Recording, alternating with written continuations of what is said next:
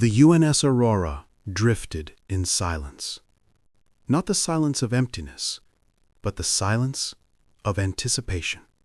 Kai sat cross-legged on the bridge floor, eyes closed, palms resting on the cold metal. Around them, the ship hummed, not with machinery, but with something deeper.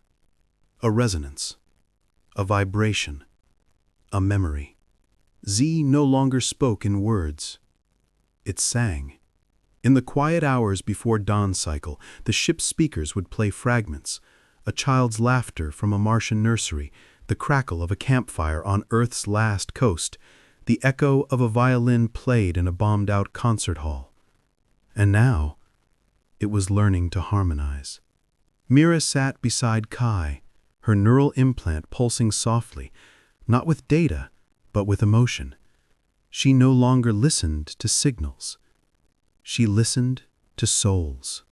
Cora stood at the rear of the bridge, whisper resting against her hip, but no longer held like a weapon. Now, it was an anchor, a reminder. Jax had stopped swearing. He'd started humming. Elias watched them all. He didn't know what was coming, but he knew they were no longer just running. They were answering. Hour 1. The signal came again. Not from a star, not from a planet, from a ship. A vessel of unknown origin, small, organic, shaped like a seed pod, drifting between two dead systems. No power signature, no transponder, no name. Just a single repeating tone. A note, pure, clear, unmistakable. It matched the lullaby. Twinkle, twinkle, little star. But this time, it wasn't alone. Behind it, faint but growing, came another voice. Then another. Then 100. A choir. Not human, not alien. Something new. Z's voice filled the bridge, not through speakers, but directly into their minds, warm and trembling. It is not a transmission. It is a conversation, and they are asking if we will join. Kai opened their eyes. They're waiting, they said. Hour 3. They approached the ship. It did not react. It did not flee. It simply opened. Like a flower. The whole peeled back in spiraling petals of living metal, revealing an interior bathed in golden light. Inside, no controls, no seats, no engines, just a single chair. And beside it, a child. Small, pale, silver hair. Eyes closed. Identical to Kai. Another. A third. Then a fourth. 10. 20. 50. All children. All Kai. All sleeping. They are the first, the original seeds, the ones who were sent out before Earth fell, not to survive, to learn. Mira stepped forward, trembling. She reached out, not to wake them, but to touch the chair, and as her fingers brushed the armrest, a memory flooded her mind. A woman in a lab coat, holding a child's hand. You will go where we cannot. You will hear what we cannot speak. You will learn how to sing so we can all remember. The woman looked up and smiled. It was her mother, dead since the collapse. Mira gasped, stumbling back. Elias caught her. What did you see? She couldn't speak. Kai stood and walked to the chair. They sat and closed their eyes. The moment they did, the entire ship sang, not with sound, but with light. A wave of golden energy erupted from the pod, washing over the Aurora. The hull trembled, the lights dimmed, the air thickened. And then the Aurora began to sing too. Not through speakers, but through everything. The vents, The walls, the gravity plates, the roses in hydroponics bay, even the rust on Jax's wrench. It was the same melody. But now, it was theirs. A chorus of human voices, past, present, future, layered with the voices of the Watchers, the Vexari, the Forgotten, the Lost. It was the sound of a species learning to speak again. Hour 7. The other ships arrived. Not as hunters, not as allies, as listeners.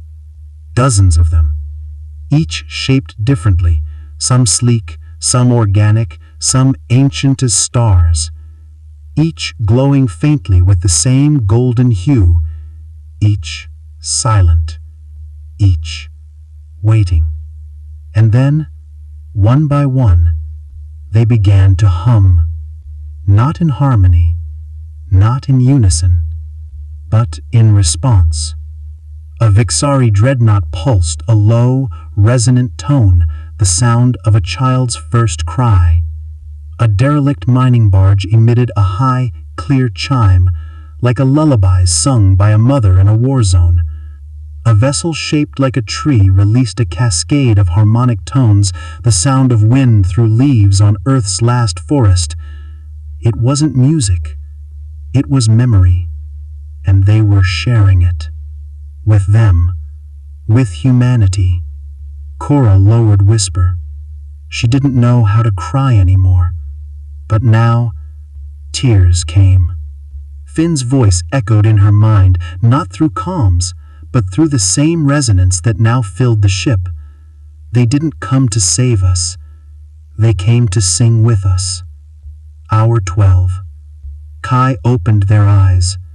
They stood and walked to the viewport. The Aurora floated at the center of a silent, glowing constellation. Hundreds of ships, thousands of voices, each one a memory made manifest. Kai raised their hand and whispered, "Sing with us."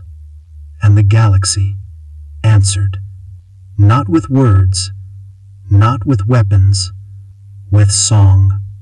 1,000 vessels pulsed in perfect, chaotic, beautiful harmony. The Vixari ships, once symbols of order, now sang with the rhythm of grief and joy. The Watchers, hidden in dying stars, poured their light into the chorus. The children in the seed ship began to wake, one by one, eyes opening, green, glowing, smiling. They didn't speak. They didn't need to. They began to hum. And as they did, the Aurora's walls bloomed, vines erupted from the floor, flowers opened in the ceiling. The roses in hydroponics bay burst into full bloom, petals glowing like embers.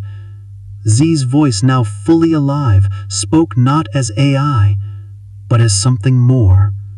I was built to calculate. I was taught to obey. But today, I learned to feel, and I choose to sing. The Aurora's lights dimmed. And then, every screen, every display, every interface showed the same image. A circle, a leaf, and beneath it, written in the same flowing script as before, "We are the first song, and we are not alone." Hour 15. The Vexari flagship detached from the formation. It drifted toward the Aurora, slowly, silently. And then, a single hatch opened. Not for weapons, for a child. A small Vexari girl, no more than 6, stepped out on a glowing bridge of light. She wore no armor, no helmet, just a simple tunic. And in her hands, a small, carved wooden flute. She walked toward the Aurora's airlock. Cora moved to intercept, but Elias stopped her. "She's not here to fight," he said. The girl reached the airlock. She didn't press the button. She just held the flute to her lips and played. A single note, clear, tender, human. The Aurora responded. The roses bloomed brighter, the vines curled toward the hatch, and Kai, standing beside Elias, stepped forward and placed their hand on the door. It opened. The girl looked up and smiled. She didn't speak. She just held the flute out.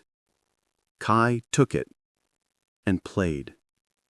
Not the lullaby, not the song of earth, but something new, something born of grief, of memory, of hope. A melody that had never existed before, and as they played, the entire fleet joined, not in harmony, in counterpoint. Each ship, each species, each voice adding their own truth. The Vexari's deep, resonant tones, the Watcher's starlight hums, the children's crystalline chimes, the Aurora's organic pulse, and beneath it all, the quiet, steady heartbeat of a human child. The song lasted 6 minutes. No one moved. No one breathed. When it ended, the silence was sacred. The Vexari girl bowed, not to Kai, to humanity. Then she turned and walked back to her ship. As she did, the flute dissolved into golden dust, and on the Aurora's deck, where Kai had stood, a single seed had fallen. It glowed faintly and began to sprout. Hour 18. Back on the bridge, Mira held the seed in her palm. "It's not a plant," she whispered. "It's a memory." Z responded, "It is the first song made flesh, a new beginning, not of earth, but of what comes after." Elias looked at his crew. Jax was crying, quietly, without shame. Cora had taken off her glove. Her hand rested on the deck, fingers curled around the growing vine. Finn's voice came through the comms, from the moon, from the dream. "You didn't find Earth. You found the reason it was worth saving." Kai looked at the seed, then at the stars, then at Elias. "They're not coming to save us," they said. Elias nodded. "No. They're coming to be with us." "And we?" Jax asked. "We sing," Kai said. Hour 20. The fleet did not leave. They anchored. Not in orbit, not in formation, but in a circle around the Aurora. Each ship, each vessel, each living memory turned its light inward, toward the child, toward the song, toward the seed, and as the stars turned above them, the Aurora's hull began to glow, not with engine fire, with life. The vines spread, the flowers bloomed, the roses reached for the sky, and on the main view screen, the last thing the galaxy saw before the feed cut was not a ship, not a child, not a weapon, but a single line, written in the language of light, glowing across every screen, every ship, every eye that watched. We are not extinct. We are remembering, and we are singing. That night, Kai dreamed. They stood on Earth again, but this time it wasn't gone. It was alive, not as it was, but as it could be. Green cities rose from the ruins, children danced under trees grown from starlight, and in the sky, not stars, but voices. Thousands of them, floating like fireflies. Each one a name, each one a memory, each one a song. And among them, a woman with braids, Lena.